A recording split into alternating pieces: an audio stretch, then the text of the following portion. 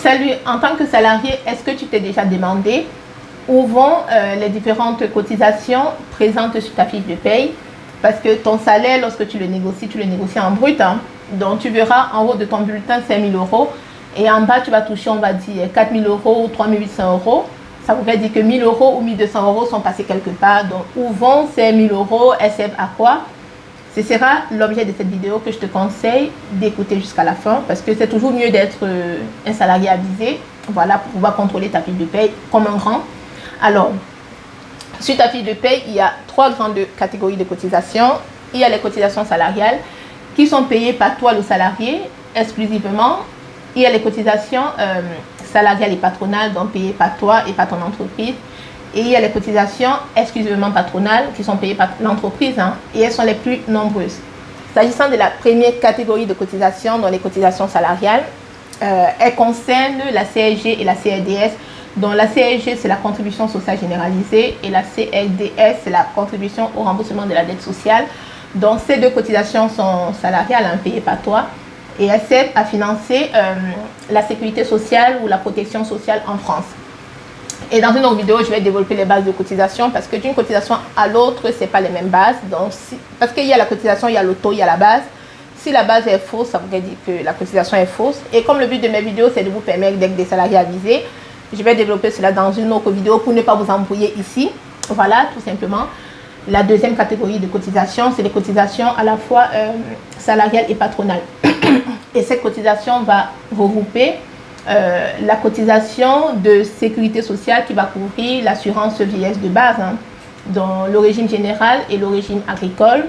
Elle va regrouper ensuite la cotisation de retraite complémentaire obligatoire reversée à l'ACO pour les cadres et les non-cadres et en complément reversée aussi à l'AGIC pour les salariés cadres. Et il y a la cotisation APEC qui est versée uniquement pour les cadres. Donc, si vous êtes un salarié cadre, hein, si vous regardez vos fiches de paye, normalement, il devrait avoir la cotisation APEC. Donc, s'il n'y a pas la cotisation APEC, APEC, ça voudrait dire que c'est une erreur sur votre fiche de paye. Et sachant que la cotisation d'assurance chômage qui était avant 2019, à la fois salariale et patronale, ne l'est plus. Donc, aujourd'hui, la cotisation d'assurance chômage est exclusivement à la charge de, de l'entreprise, hein. Sauf pour les salariés expatriés, pour les intermittents du spectacle et pour les salariés qui travaillent à Monaco. Voilà. Et enfin, la dernière catégorie de cotisation, c'est les cotisations patronales, hein, payées par votre entreprise. Et comme je l'ai dit, elles sont les plus nombreuses. Je vais les lister, je vais vous dire à quoi elles servent pour que vous compreniez. Voilà. Donc, la première catégorie de cotisation patronale, c'est la cotisation d'allocation familiale, hein, donc, qui va servir au financement des prestations versées par les caisses d'allocation familiale. Parce que toutes les aides qu'on nous verse ou qu'on nous verse, voilà, il faudrait bien que ce soit payé par quelqu'un. Donc cette cotisation, elle est payée par les entreprises. Ensuite, il y a la contribution d'assurance chômage, hein, qui va financer les prestations d'assurance chômage. Donc comme je l'ai dit, depuis 2019, elle n'est plus à la charge des salariés, elle est exclusivement patronale.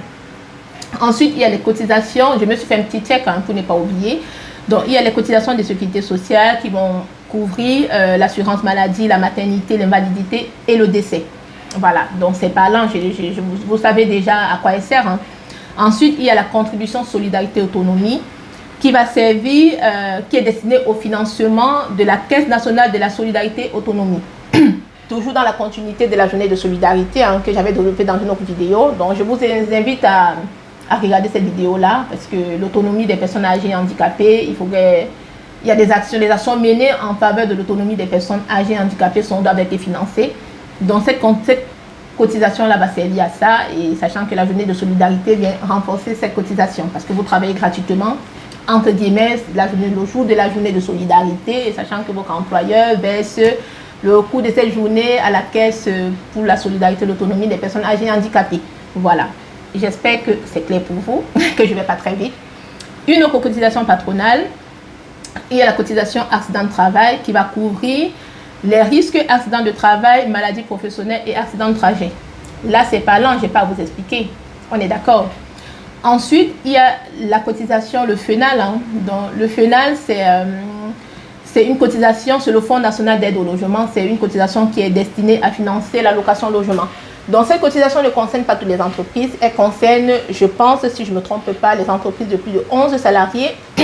Donc, si votre entreprise cotise à cette caisse, vous, salariés, vous pourrez prétendre au 1% patronal. Donc, vous pourrez demander un logement social via votre entreprise, le 1% patronal. Mais si votre entreprise ne cotise pas à cette caisse, vous ne pourrez pas en bénéficier. Donc, vérifiez bien si votre entreprise est de plus de 11 salariés, si elle cotise. Et si vous êtes dans la recherche d'un logement, faites les actions et n'hésitez pas à bénéficier de cet avantage-là, hein, tout simplement. Ensuite, il y a la cotisation AGS qui va financer le régime de garantie des créances des salariés. Donc, le but de cette cotisation est de permettre des garanties aux salariés et dont l'employeur est placé en liquidation judiciaire ou en régressement le paiement des salaires, tout simplement. Donc, si votre entreprise est placée sous une procédure de liquidation judiciaire ou de régressement, la cotisation, le but de cette cotisation va permettre le paiement ou va garantir le paiement de vos salaires, donc en tant que vous salariés, tout simplement. Ensuite, il y a le forfait social. Donc, le forfait social va concerner toutes les cotisations qui sont exonérées ou alors toutes les sommes qui sont exonérées de cotisations. Parce que sur votre fiche de paye, vous avez votre salaire brut. Ensuite, il y a les bases de cotisation, il y a les cotisations qui passent. Mais il y a certaines cotisations ou certaines sommes, hein, comme l'indemnité de rupture conventionnelle qui n'est pas soumise à cotisation. Vu qu'elle n'est pas soumise à cotisation, elle est soumise au forfait social 20%.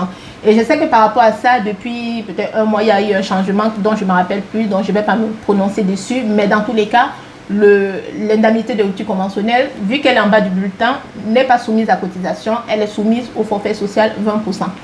Ensuite, il y a la cotisation transport, hein, qui va financer les transports en commun, tout simplement. Donc, en gros, voilà en ce qui concerne les différentes cotisations que vous avez sur vos fiches de paye.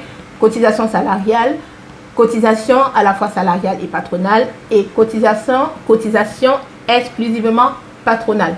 Donc, dans une prochaine vidéo, je vais expliquer les bases de cotisation pour vous permettre d'affiner, voilà, la vérification de vos fiches de paye, hein, voilà.